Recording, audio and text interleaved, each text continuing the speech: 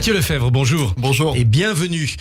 Paris encerclé, titre Le Parisien, siège de Paris, titre d'autres médias. Est-ce que vous êtes inquiet de la colère des agriculteurs qui va converger sur la capitale ? Cette colère, il ne faut pas la sous-estimer, elle est très importante. Nos agriculteurs vivent des difficultés majeures, pas seulement depuis des mois, mais depuis des années. Maintenant, j'en appelle à leur responsabilité.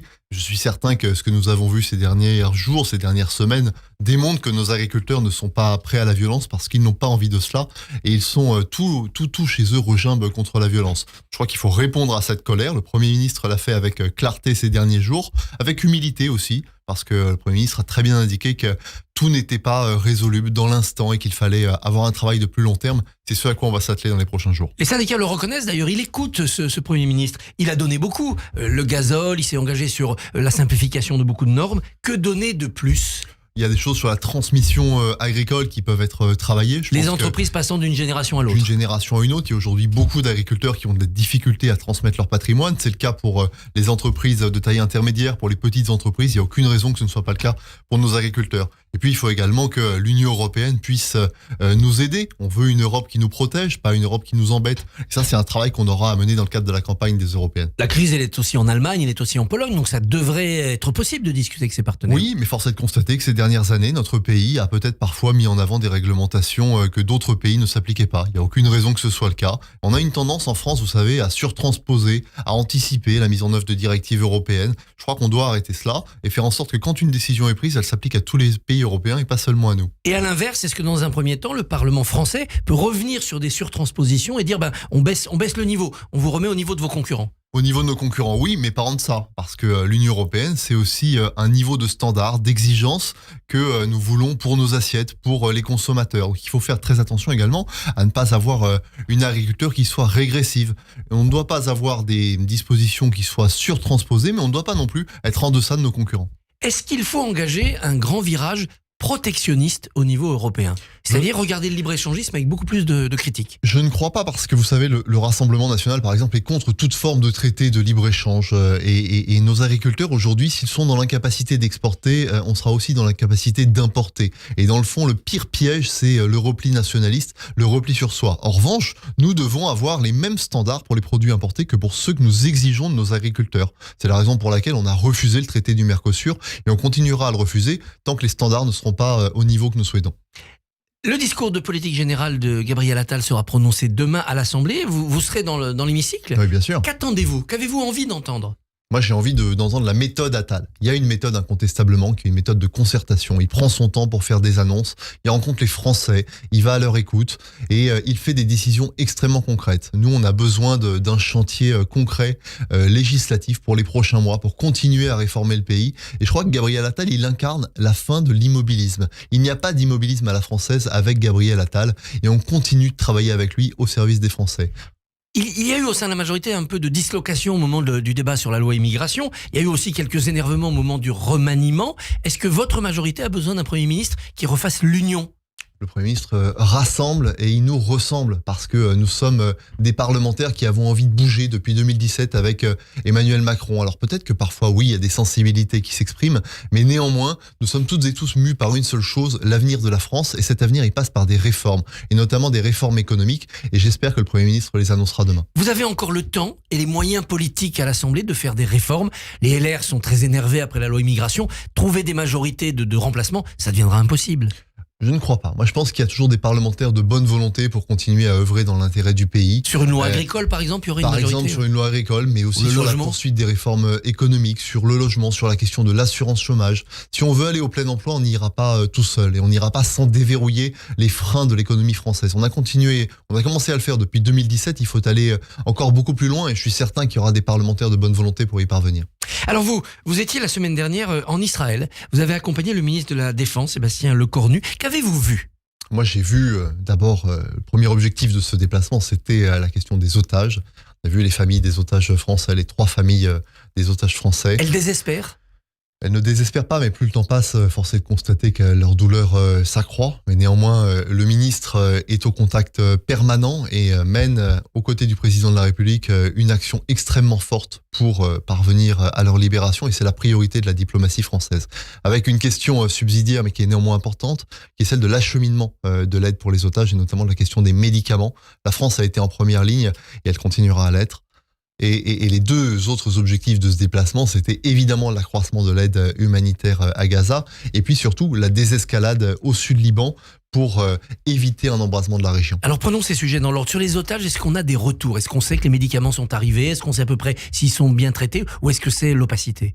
Ça n'est pas l'opacité, mais on n'a pas la capacité à dire aujourd'hui que les Français qui sont retenus ont pu bien recevoir les médicaments qui leur ont été envoyés. C'est de la responsabilité notamment des Israéliens. Vous savez qu'on a fait transiter les médicaments par le Qatar, qui ensuite les a remis au Hamas, et Israël est chargé d'en vérifier la bonne arrivée. On n'a pas la capacité aujourd'hui à le dire. En revanche, on sait que les médicaments ont bien été envoyés.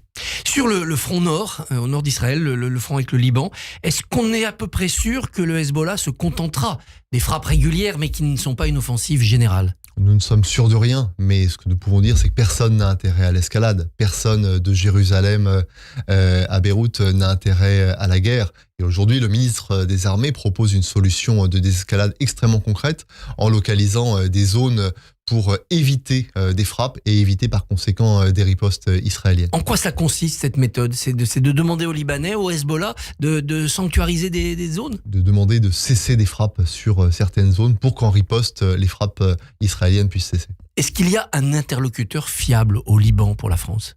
C'est très difficile, mais c'est une zone dans laquelle la France est historiquement présente. Il y a 700 militaires français de la FINUL qui sont présents. Donc nous avons aussi les moyens de notre politique. Et qui, sinon la France, a les moyens de cette politique au Liban?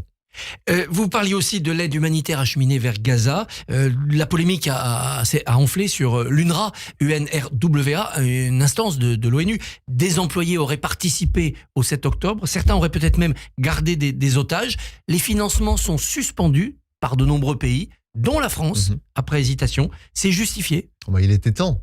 Tant qu'on n'a pas toute la lumière qui est faite sur ces accusations, il est hors de question d'envoyer de l'aide. Les conditions de transparence de cette aide sont indispensables pour leur maintien. La France a bien fait, sous l'égide de Stéphane Séjourné, de suspendre cette aide. Oui. Et il n'y a pas que cette instance, il y a une sorte de suspicion générale sur toutes les aides que la France, que l'Union européenne a pu envoyer vers la Palestine, Gaza ou autorité palestinienne depuis de nombreuses années. Est-ce que vous êtes vous aussi en doute par rapport à la destination de ces aides financières?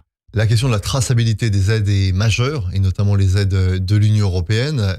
Mais je suis certain que dans les mois qui viennent, on va pouvoir progresser dans la réception de cette aide. Parce que, en effet, aujourd'hui, il y a de l'aide qui peut être apportée au peuple palestinien, qui peut être détournée. Mais toute la difficulté vient du fait qu'elle soit détournée à des fins militaires, dans le fond, sans que nous le sachions. Donc, il faut absolument que l'Union européenne puisse s'assurer qu'aucun euro ne soit versé aux terroristes.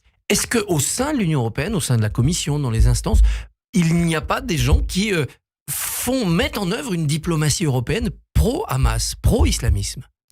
Je ne crois pas. Je pense que l'Europe est un élément d'interposition dans ce conflit. Vous savez, moi je suis persuadé d'une chose, c'est qu'il n'y aura pas de solution au conflit israélo-palestinien s'il n'y a pas une force d'interposition. Je pense que l'Union européenne peut être celle-ci, parce que sinon on se retrouvera avec des acteurs qui dans le fond, voudront la fin de l'autre, la mort de l'autre, la destruction de l'autre, et ça n'est pas souhaitable. C'est-à-dire, comme il y a eu et comme il y a depuis longtemps des casques bleus au Liban, il pourrait y avoir des forces européennes d'interposition entre Gaza et Israël? Non, une diplomatie, en tout état de cause. Il faut aujourd'hui que l'Europe puisse reprendre le flambeau de ce qu'ont fait les États-Unis dans les années 90, et je pense qu'elle en a toute la légitimité. C'est-à-dire que si on va vers un accord politique, type Camp David ou accord d'Oslo, ça serait sous l'égide de l'Union européenne, elle en a la force diplomatique? En tout état de cause, elle en a le poids, elle en a, je crois, la volonté, et puis elle en a aussi l'intérêt, parce que le Proche-Orient est une zone de grand intérêt pour l'Europe, et par ailleurs, personne ne peut imaginer un monde sûr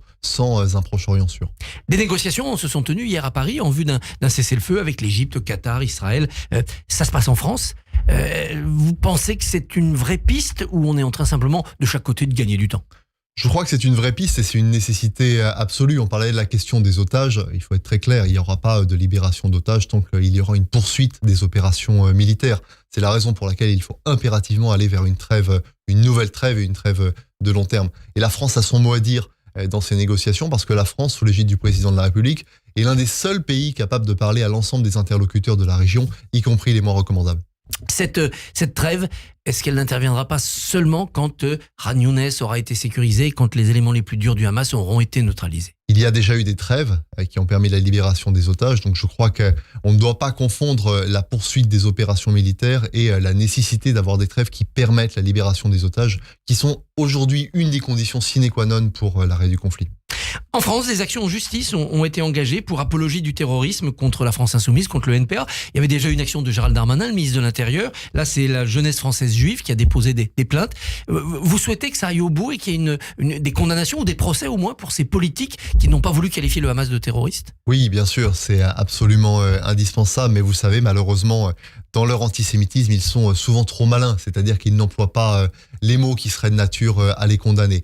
Donc je m'inquiète toujours de procès qui pourraient être perdus et qui seraient dans le fond contre-productifs. Mais je soutiens en revanche toutes les initiatives symboliques, et notamment celle de ma collègue Caroline Yadan, qui a tourné le dos à ces petits politiciens qui voulaient se racheter une bonne conscience sur le dos de la Shoah. Lors d'une cérémonie Oui. en mémoire de la Shoah, elle a tourné le dos. Elle avait posté cette image. Oui. X, ex-Twitter, a retiré. Eh bien, et X n'aurait pas dû retirer. De toute façon, je crois que nous sommes dans un moment dans lequel les réseaux sociaux sont parfois dans une forme de censure. Et là, il n'y avait pas de censure à avoir. Caroline Yadan a eu raison de leur tourner le dos. Un dernier mot, on a beaucoup parlé d'Europe. Votre candidat pour la tête de liste de la majorité pour les prochaines européennes? D'abord, nous, notre principal candidat, c'est l'Europe. Nous n'avons, dans le fond, aucune autre offre politique pro-européenne. Et c'est la nôtre, c'est celle que mènera le président de la République et le Premier ministre, avec une tête de liste que j'espère prochainement annoncer. Ça manque quand même. L'incarnation est toujours très importante, mais vous savez, nous faisons un choix qui est un choix difficile et un choix qui prend du temps. Nous ne sommes pas un parti caporalisé. On est en train de se préparer, mais rassurez-vous, le 9 juin, il y aura bien un bulletin Renaissance, un bulletin Horizon et un bulletin Modem qui sera le même et qui sera le seul bulletin pro-européen. Avec peut-être un autre nom que Renaissance, nous annonce la presse. Mystère. Peut-être. Mathieu Lefebvre, merci et bonne Merci à journée. vous. Merci beaucoup Christophe Barbier. Demain, vos invités seront les présidents et vice-présidents de l'OJE, Oudi Bloch et Muriel Waknin-Melki. Et juste, j'en profite, je réponds à Nicolas Rafal, j'ai vérifié. On dit bien la grosse pomme et Oui. non la grande pomme. Ah bah vous êtes Voilà. une bonne poire. vous. Sacha Distel. Eh bien, à bientôt. À demain Christophe. Radio J, retrouvez